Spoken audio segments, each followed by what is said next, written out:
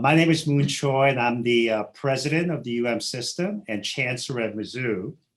And it's my distinct honor to begin this event because entrepreneurship and innovation is so key to what we do. And training the next generation of entrepreneurs and innovators is also top of mind for many people at the university.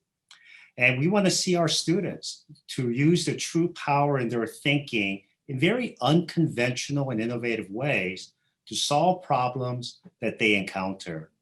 And they can be an entrepreneur or an intrapreneur. Either way, they are using their ability to step outside of their comfort zones to try new techniques to be successful. And we could not have a better person to kick us off than Marc Randolph. And we really appreciate him taking time to share his insights and his incredible experience. Now, in addition to his best practices and how to do this type of innovation exercise, he's going to go far beyond that. He's not going to talk about cliches, but he wants you to know what it really takes, the resilience, the grit, the ability to come back from what appears to be devastating failures in the moment, but to learn from them and try your best again. And it is that kind of relationship that Marc has built with many of his mentees throughout his time as an entrepreneur. And we're also fortunate that our own very own Bill Turpin, who is the Associate Vice Chancellor for Economic Development, has been friends with Marc for many years. And through their connection, he was able to convince Marc to share his insights with all of us.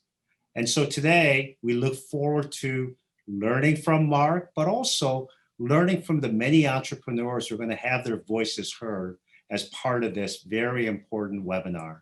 So with that, let me turn it over to Bill Turpin. Bill.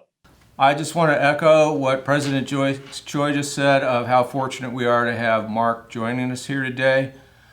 As President Choi said, our goal here is to educate and inspire future entrepreneurs. Our talk is mostly going to be geared for younger people who want to start a company. I've seen statistics that upwards of 60% of college students sometime in their career would like to start a company and be their own boss, but many don't know exactly how to proceed. So we're going to delve into that through Marc's experiences when he co-founded Netflix. And I hope everyone learns something from this webinar to help them move forward in their own personal journey. We're going to start out talking about what the world was like in the 1990s when Netflix was started. I imagine many of the college students don't have memories from the 1990s, so we're going to start off talking about a little bit what the world was like then. In the early 90s, Marc and I became acquainted when we both worked at the same company. It was a software company named Borland International in Scotts Valley, California, near Santa Cruz. I managed a team of software developers there, and Marc was in product marketing. And at that time, the software industry was changing and adapting to new technologies, and Marc himself was exploring a lot of new business models. He was an early pioneer in using direct mail to sell lower-cost software directly to consumers rather than the specialty retail stores that were popular at the time. And we were transitioning from delivering our products on floppy disks to the new media at the time was CD-ROMs. We both left Borland in around 1995 to use what we'd learned there to pursue new opportunities. So I'm going to start out with this question, Marc. What was the world like in the late 1990s when you founded Netflix? And what was the particular opportunity that you saw at that time? Well, there I am. Now I'm clear. Anyway, I was just going to say that the world back in the 90s was a really different time. And just hearing you describe the state of the software industry then, and it wasn't just that we shipped it on CD-ROMs was the new thing. Do you remember how we used to ship the whole manual? I mean, we would ship this telephone book along with the software because, of course, that's where you learned how to use it. So very, very primitive. But I remember actually my last year or so at Borland, when someone came in and told me about this cool thing called the internet. And he installed a browser, and it was a browser that was at that point was kind of almost like hacked together at the University of Illinois, I guess it was, or something like that, and connecting me to this thing called the internet, and giving me this little directory of all the websites, of which there was about 500. So that was the state of the world back in the 1990s. But in particular, there was one thing that intrigued me. You had mentioned that I was kind of exploring different models for selling software. And the thing that I was bringing to Borland was direct marketing, was selling direct to consumers. And at the time, the tools you used was direct mail, you used catalogs, you used space advertising, but that was it. But I'd spent 20 years kind of mastering those tools. And then all of a sudden, there was the internet, and people were starting to sell things on the internet. And it was one of those realizations that this skill set I had spent 20 years developing, all of a sudden there was this entirely new way to apply it, a much more powerful way to apply it.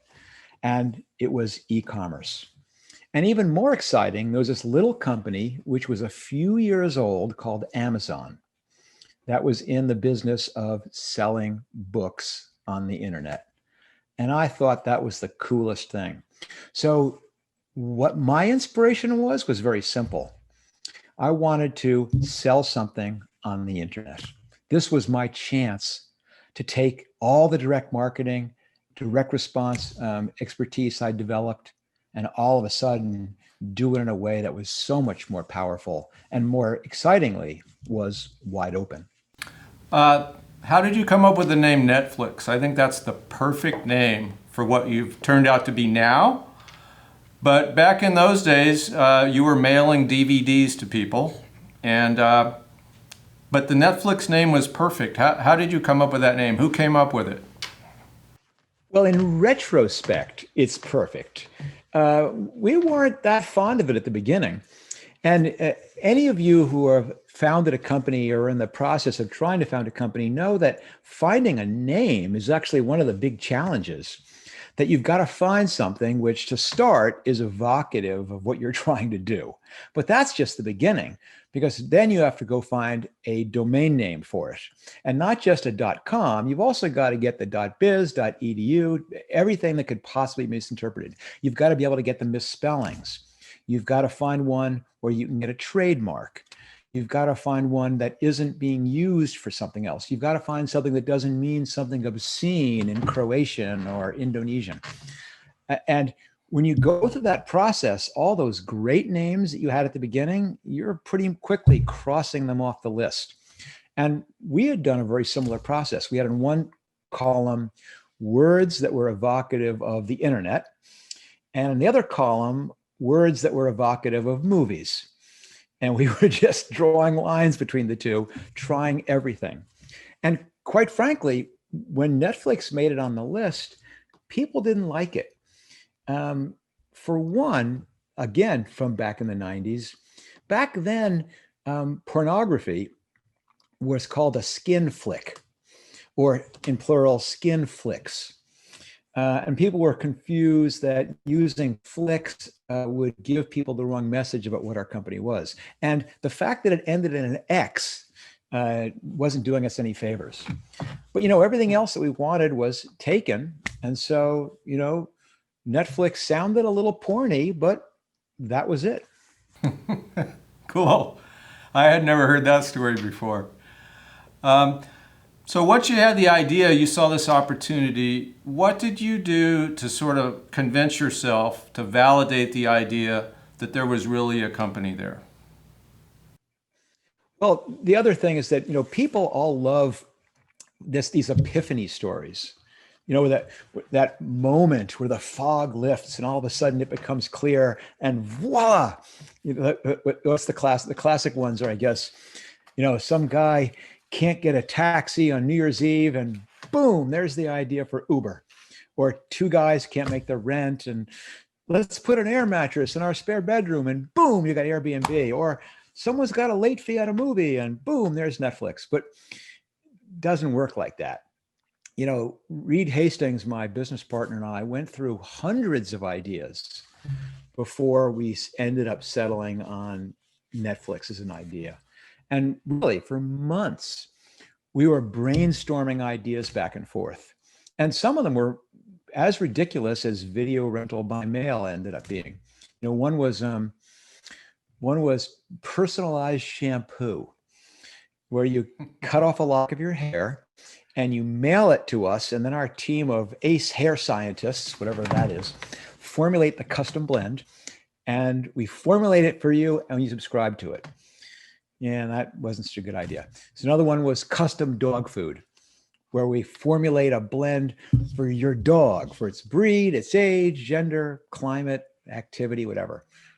Also didn't go very far. But you know, equal at the time was this idea we had for video rental by mail. Basically taking the Blockbuster, but doing it on the web and then mailing people their movies. And that too was a terrible idea, because back then, again, what was different about the 90s, video came on VHS cassettes.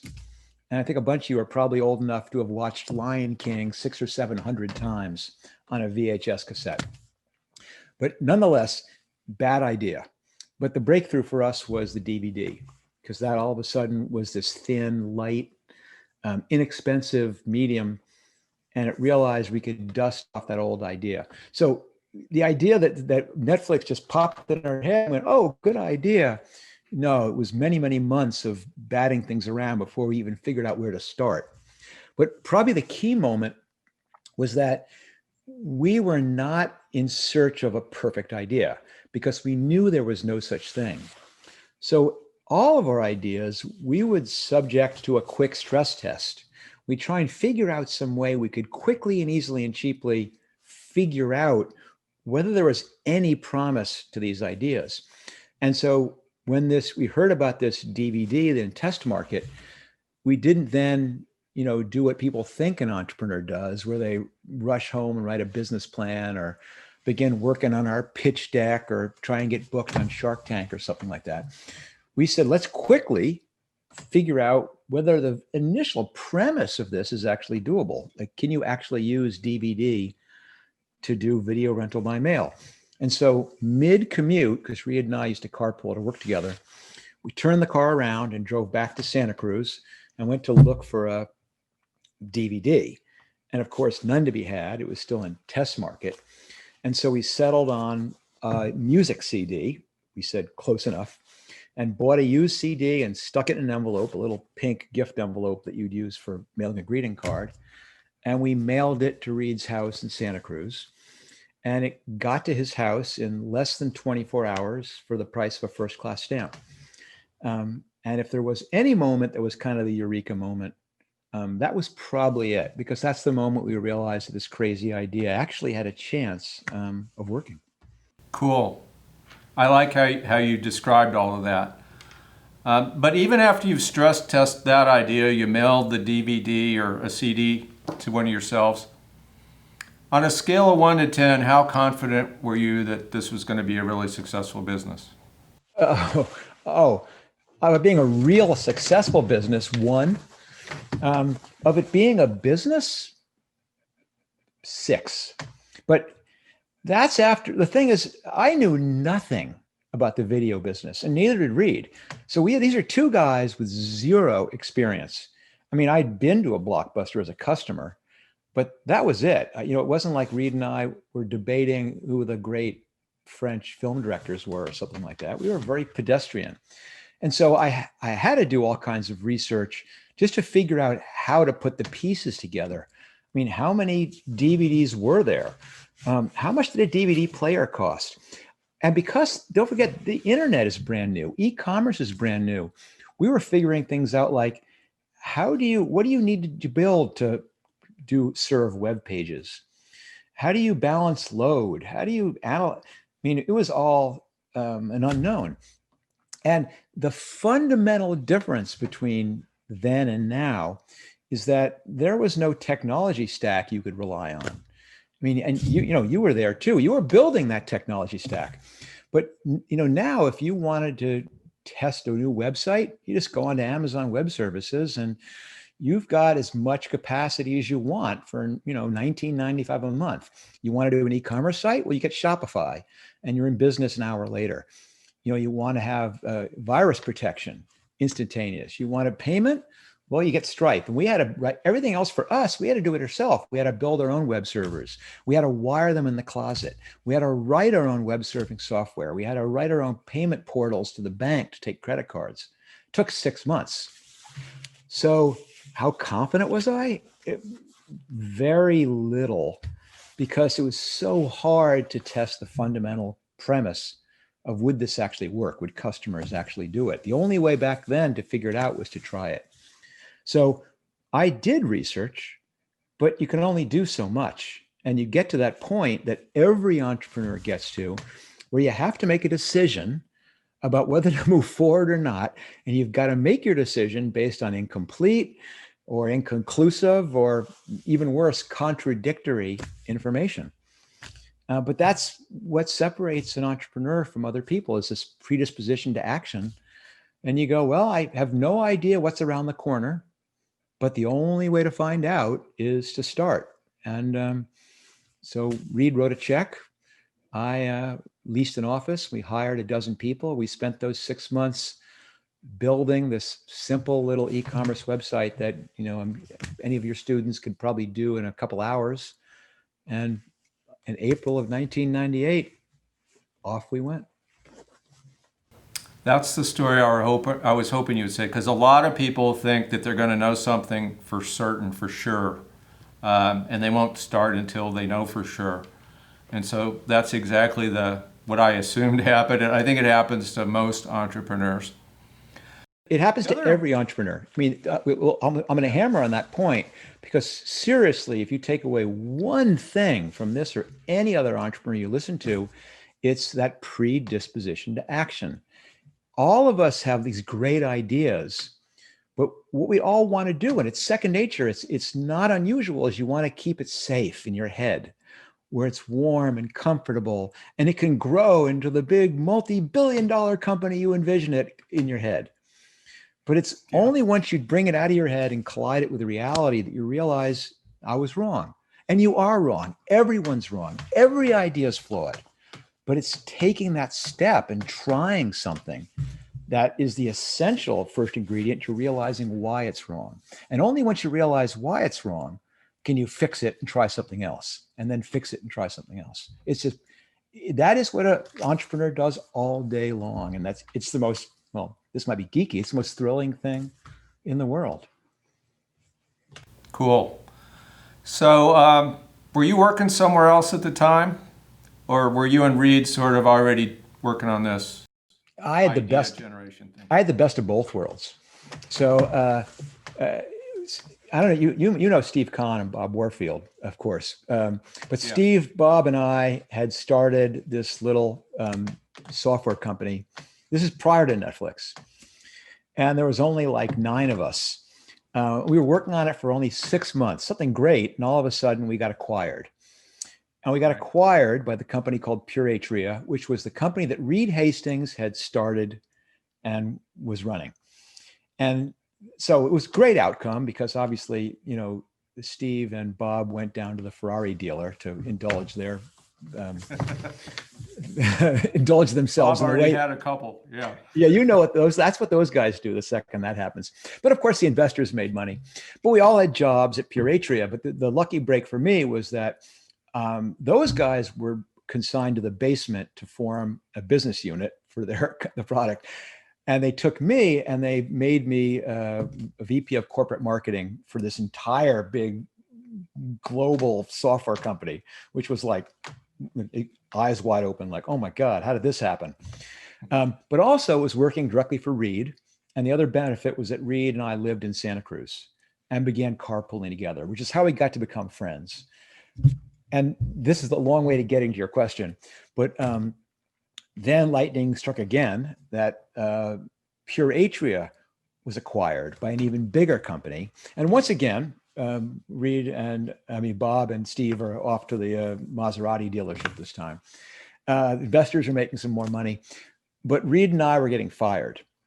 Fired is the wrong word to use because from Silicon Valley, it's a golden handcuffs kind of firing, where they go, the deal is going to take about 6 months to close, and we need you to stick around because in case we have questions, but you don't need to do anything. Just be available. We're going to pay you, invest your stock. And I'm going, sign me up for this job. And that's where I go. I'm going to start my next company, which I have these 6 months in my office with my fast internet connection and my whiteboard and my phone and my conference room, but nothing to do. And Reed was in the same boat, except he didn't want to start another company. He was going to go back to school, get a higher degree in education. But he wanted to have a hand in this startup game. And so the arrangement was that we would use the 6 months to come up with an idea. And that, I was kind of doing it on their dime, but I think now the statute of limitations has passed and I can confess that. And then Reed would fund it and I would start it. But we did this while I had another job. So in some ways, it was the cushiest way to start a company. But never since then, that's not really done. That's an unbelievable luxury that's totally unnecessary. I mean, then it was helpful because, as I explained, it took 6 months and a couple $1 million just to validate the idea.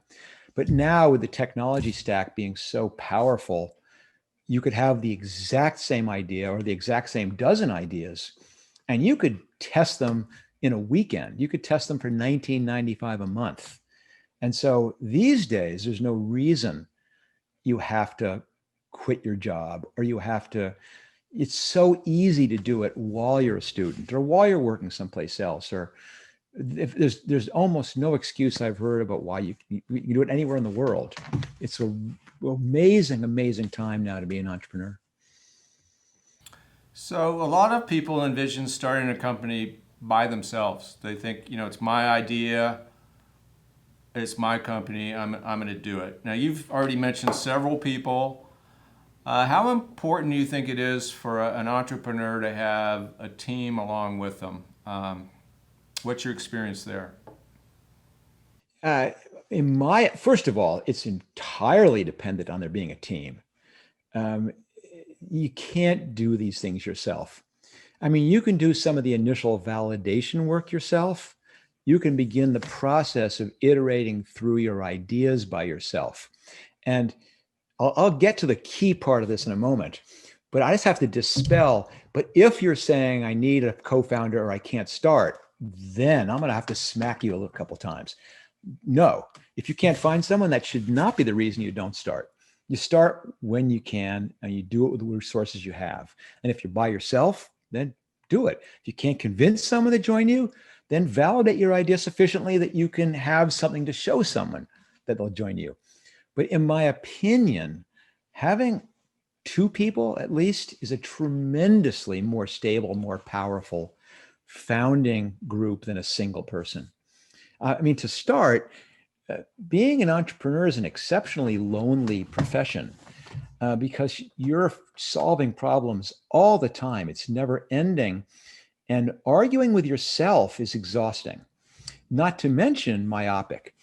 Whereas when you have one more person in the room who understands the problem as deeply as you do and is as invested in success as you are, not only can you divide and conquer, but you have two people who are batting around an idea. And just like diversity is such a powerful force by bringing in opposing viewpoints, this just creates diversity.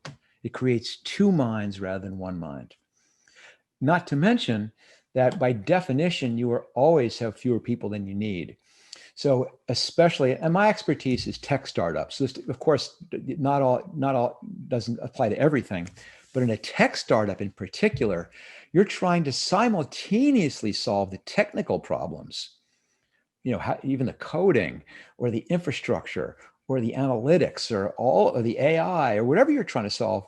But you're also trying to solve the business side problems, the go-to-market strategy, the funding, the finance, the recruiting, And having people whose expertise is in different directions is really powerful. It's extremely unlikely you're going to be good at all of those things. The odds go up that you can cover more of those bases when you have two people. So I've always been part of, going back, always been part of a team. So I've never had it just been me, little lonely old me. My experience is the same. The other really complicated thing is you had to get the movies from somewhere. Another startup in the 1990s was Napster, which was a file sharing protocol where people could exchange music videos, MP3s, or music audios, MP3s, and it kind of had a disregard for copyrights. And so the industry hated it, and it kind of changed the music industry forever. You could have gone down that path maybe if you'd wanted to with Netflix, but you chose to work with the industry. But I imagine that was very complicated too, because you're renting over and over through the mail their property. So how did that work out, and how hard was that to solve? All right, so some quick background here. So first, Bill, you're familiar, with the book that I wrote, but which is about the starting and founding of Netflix, called "That Will Never Work," and I'm emphasizing that not to do shameless self-promotion, although I'm not above that, but because that will never work is what I heard over and over and over again as I was pitching that idea, as I was recruiting, as I was fundraising, and it's what every entrepreneur hears when they pitch their ideas. That'll never work. And in our case, there was actually two reasons why everyone said that'll never work. The first was Blockbuster, that Netflix originally, and many of you may not even know this, originally was not streaming. Streaming didn't happen until 10 years later. It was DVD rental by mail. So if you wanted to watch a movie, you couldn't stream it. We had to mail it to you on a DVD in an envelope. And it took 2 to 4 days. Whereas there was 9,000 Blockbuster stores back then. I mean, you could throw a rock from almost anywhere in the United States and hit a Blockbuster. So that'll never work. Who's going to do that? But the other reason was everyone goes, DVD, that's a digital medium. But digital is just a matter of time, weeks maybe before everyone is streaming it or downloading it. Why would I want to invest or work or whatever for a DVD by mail company? So here's the thing. They were right. And we knew they were right. Absolutely. It was going to be streamed or downloaded at some point in the future. The question is when. And Reed and I were pretty sure it was not a matter of weeks or months, but it was years, and probably more than a few years. And one of the big reasons was not technology. It wasn't the digital rights management piece. It was, number one, there was very little fast internet back then. And if there was, it was not to the home. And if it was to the home, it was connected to your computer, not to your television. So we knew that was going to be years before that infrastructure built out. But the bigger reason was Napster. And more particularly, what Napster had done to the music industry, had decimated it. And you could see the Hollywood guys vowing, never would we let the wolf into the pen. We'd never let that camel get its nose under the tent. We're never putting those bits in the clear, because once we do, we're going to get Napstered. And Reed and I weren't going to try and force that hand. We go, the challenge here is, how do you build a company which works in the here and now? It works in a moment when video rental is done on DVD, and will be done so, we believe, for the foreseeable future, but inevitably will transition to a downloading or a streaming world. We weren't sure which it would be. And so how do you build something which is relevant now and still relevant then? And if I have to look back at one of the smartest decisions we ever made, was how do you position that company? And if we had positioned it as a best shipper of plastic, we would be toast, because eventually that would go away. But if we had also, on day one, to the Napster example, positioned it as we are the streaming solution, well, we would have been a very thin solution and probably would not have survived for very long. So instead, Netflix became about discovering great stories, which was true in a DVD world. It's true in a streaming world. It'll be true in a beam it telepathically into your fillings or wherever it happens in the future world. And that was because of that fear. So we weren't working with Hollywood and buying DVDs because we liked them. That we just said that is the right business decision of how do you hedge and begin building equity. How do you begin creating those customer contacts? How do you begin learning what stories people love? Because that asset never will go out of style. Thanks. I'm loving this interview, by the way. Yeah, me too, Bill. Let's go a little further back in history. You know, you obviously have a lot of the characteristics and traits of a good entrepreneur. You're action oriented. You analyze things. You jump in. What was your early childhood like? You know, did you think you were going to be an entrepreneur? What was that like? How did you turn out like this? Yeah, fun, yeah. I don't. How the hell knows? Lucky, I guess. Lots of luck. But you know, the thing is, back when I was a lad, there was no such thing as an entrepreneur. I mean, certainly there was guys who started companies, but we didn't talk about it being a career. They certainly did not study it in school. There was no center for entrepreneurship. No, you were the guy who couldn't hold a job, basically, if you were driven like that. And I was just compelled ever since I was really young to like solving problems. I was always looking for different ways to doing things, or I'd see this differential and want to fill it. And you know, I think, in fact, I've heard this from other people enough to realize it's a genetic marker for entrepreneurship. But you know, I grew up. I did candy arbitrage when I was in grade school. You know, where you go and you in the grocery store and you go, God, I could buy these for a nickel and sell them for $1 at school. And you see that there's a problem that you can address. You know, or I sold seeds door to door, which was like Chinese like labor exploitation, if I can be incorrect here.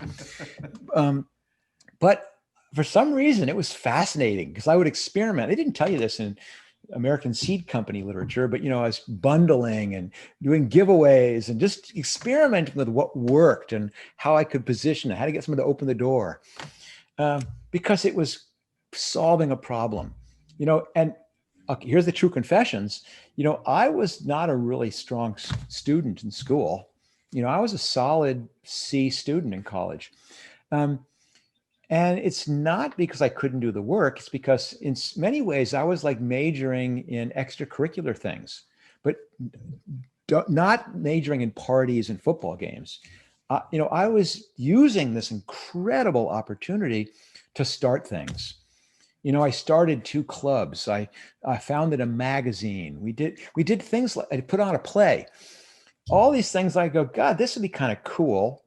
And the college, your college, has these resources that allow students to take on these leadership initiatives that are unbelievably cool. And if you think about what's involved in any of those exercises, whether it's starting a magazine or starting a club or putting on a play or whatever it is, first of all, you've got to convince other people to help, and you're not paying them. So you've got to share your vision and your mission and give them a sense of purpose and have them a reason why they want to help you. Then you've got to go to the student council and get funding. So you've got to make your pitch about why what you're doing is important and have done your homework enough to lay the economics out. Then you've got to go to the university and convince them to give you the basement of Benedict Hall for your outing club so you can do this, whatever. But that practice, oh my God, it's invaluable. You're doing the exact same thing an entrepreneur does, which is, you know, leadership, salesmanship, fundraising, resource allocation. But you're doing it in this environment where if the total thing crashes and burns, you still have the cafeteria, which is going to give you 3 meals a day, and a dorm where you have a roof over your head. That's probably where I began developing my craft. And I'll give, since I'm rambling on here, I'll give you one more. You You got me going here. I'll give you one more kind of classic thing, which was the leadership opportunity for me. Is I'm a big outdoors person. That's kind of my happy spot, and it has been my whole life. Whether it's, mountaineering or backcountry skiing or mountain biking or sea kayaking or surfing, but anything that's chance of injury that's outdoors, I'm usually in, and doesn't involve a motor, I'm in. But when I was a kid, when I was in high school, college, and even after college a bit, I was with this organization called NOLS, the National Outdoor Leadership School. And they basically use the wilderness as a classroom to teach outdoor leadership. But they do it in this really cool way where they take 12 people. And I started when I was 13 years old. And with 2 or 3 instructors, they drop you off at a roadhead and they pick you up 30 days later. And you move through the mountains as a group. You break into smaller groups and they appoint a leader of the day. And one of the instructors is walking behind silently, but you, 13-year-old Mark, are the leader of the day. And you decide when we're going to leave. You decide how fast we're going to go. You decide what route we're going to take. You decide, do we take a 10-minute break for lunch or a 2-hour break for lunch? And wow, you get immediate feedback on the results of your decision-making. You realize it was probably not a good idea we took 2 hours for lunch by that beautiful lake, because now it's dark. We're doing the last half a mile in the dark and people are tired. Wow, I probably should have stopped and let George fix his blister rather than waiting until he couldn't walk anymore. And there are very few situations where a 13-year-old gets put in a position where he has to make real decisions with real consequences that he finds out about almost immediately thereafter. And I did that day after day for year after year with increasing levels of responsibility, eventually working as an instructor, then as a course leader. And the things that you do, which is go to your group and go, we're going with clarity and confidence, we are going there, are what you do in a startup. We are going there with clarity and confidence, even though you really may not know exactly where you're going and how you're going to get there. So by the time I had to do it, for real, I'd been doing it all my life. Great stories. I was going to ask about leadership and the relationships to entrepreneurship, but you've already covered that really well.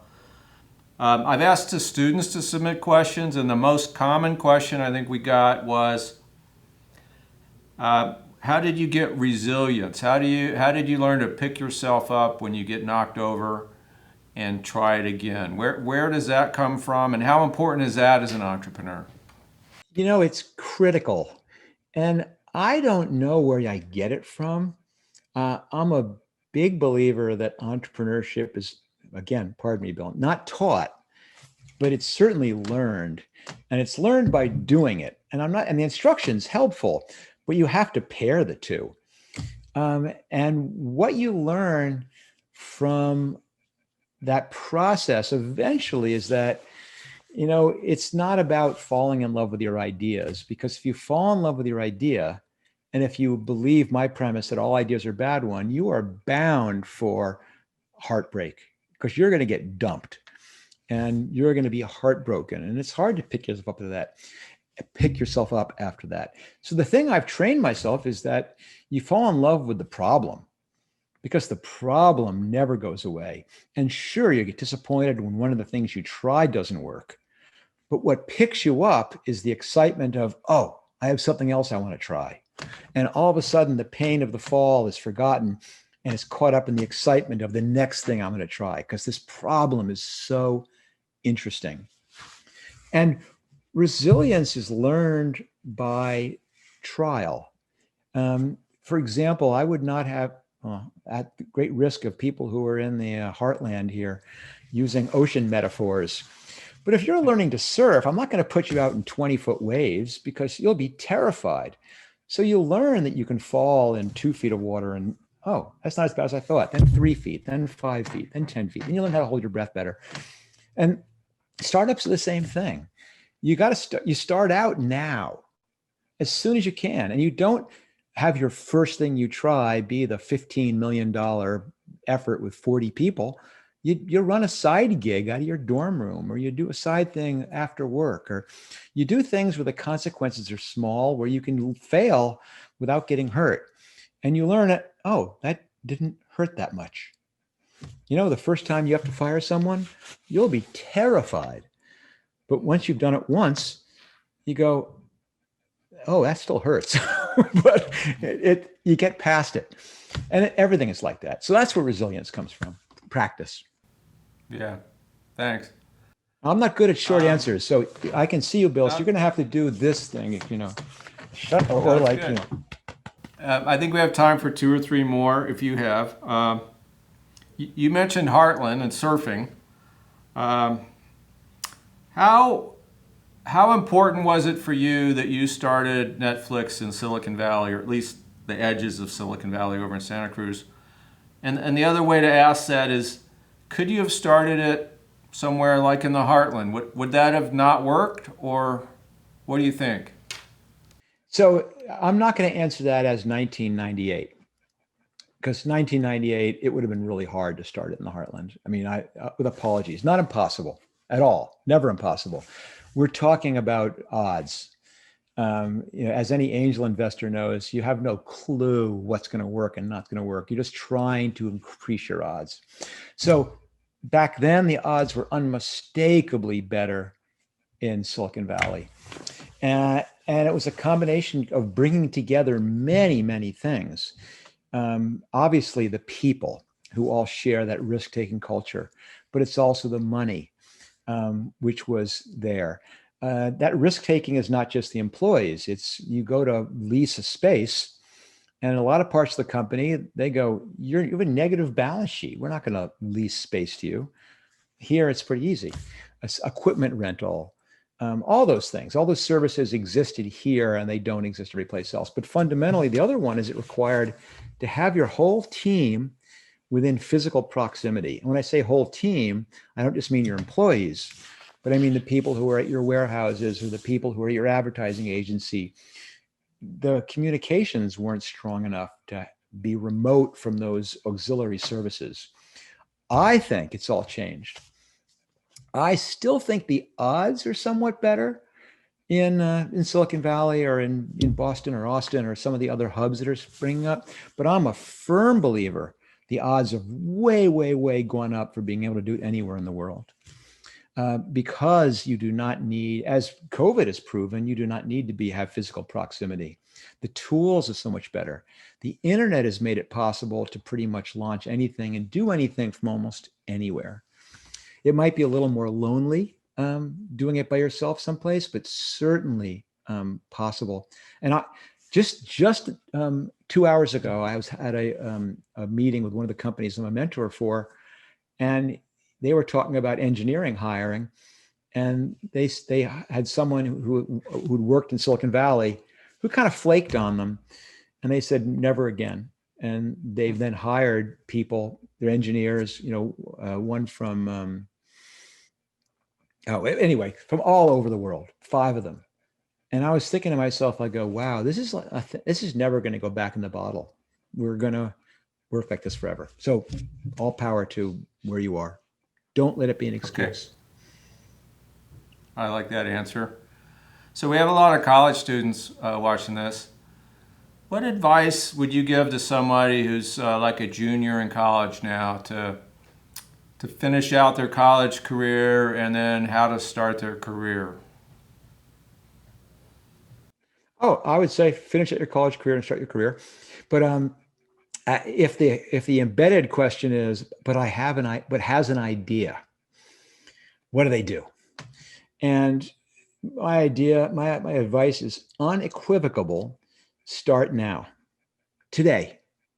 What's that stupid expression? Best time to plant a tree was 50 years ago. Second best time is today. Absolutely the best time to plant an idea.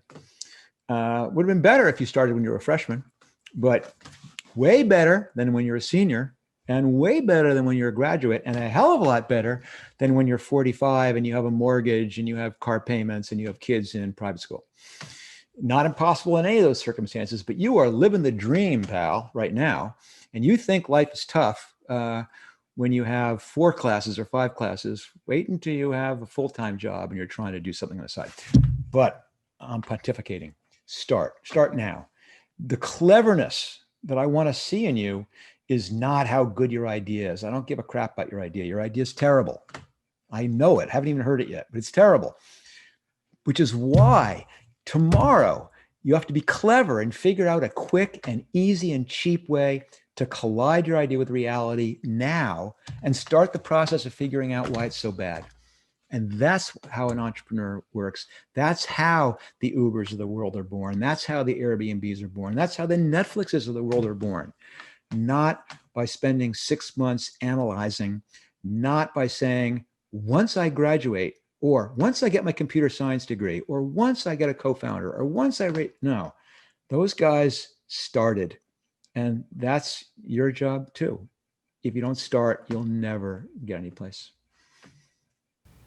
Okay, I know you have to move on pretty soon. One last question. This was also very popular with the students.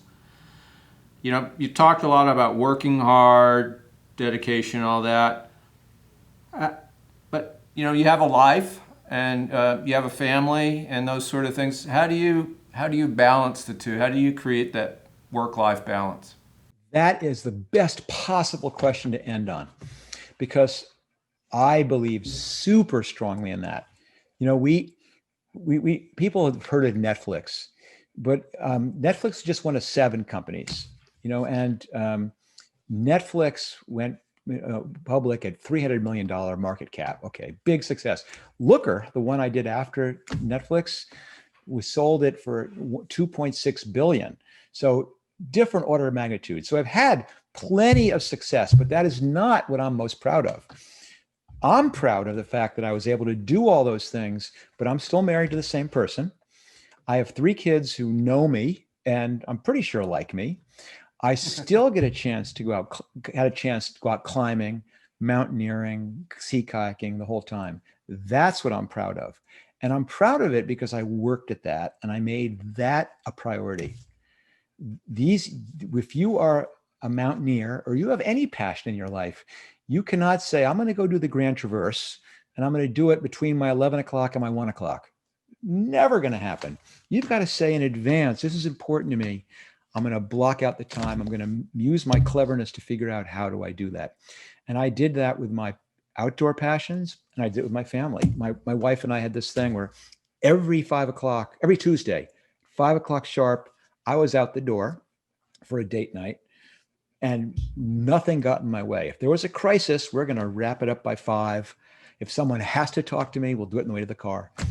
But the cool thing is once you set those boundaries for yourself, other people see you. We didn't talk about culture, but culture is what you do, not what you say. And they see that you're serious about this balance in life thing. So don't be consumed. You guys are all better prepared than I am. You're smarter than I am. You're harder working than I am. I managed to pull this off. You guys can do it too. Great. This has been fantastic, Mark. I think these are words of wisdom for a generation that could use them. So I really thank you so much. I'll leave you the last word. If there's anything else you want to say. No, I think I've covered it pretty much because I think that I've gotten out the critical one, which is that risk-taking is not a terrible thing. Risk-taking is just starting down the path without knowing where the corner is and what's around the corner. And you just got to start. Okay. Mark, thank you so much. We're going to record this and make it available on YouTube, I think. But we'll send you a copy and I'm going to send you a personal gift once I think of something creative enough to send you. So thank you so much. Sounds fantastic. Thanks so much for the invitation to come and speak with the students today. This is what I like doing almost as much as starting companies. Cool. Job well done. Thank you. We have a slide we were going to put up last, which is some resources that are available across the UM system campuses. We'll send out an email in the next day or two. We'll refer to the recorded video for people to watch this later at their leisure or send to friends. and we'll get out the information. But I really hope that students across UM system, all 4 universities, learn something today. And as Mark said, I hope you take advantages of the things that are available on each of the 4 campuses. There's a lot of entrepreneurship programs that you can participate in. You can learn leadership skills. You can start a real business. So please do what he said and take advantage of your time here while you're at the university to become a problem solver and start working on that first company. So I think with that, we'll call it a day. Thanks for everyone who was here, and have a great rest of your day.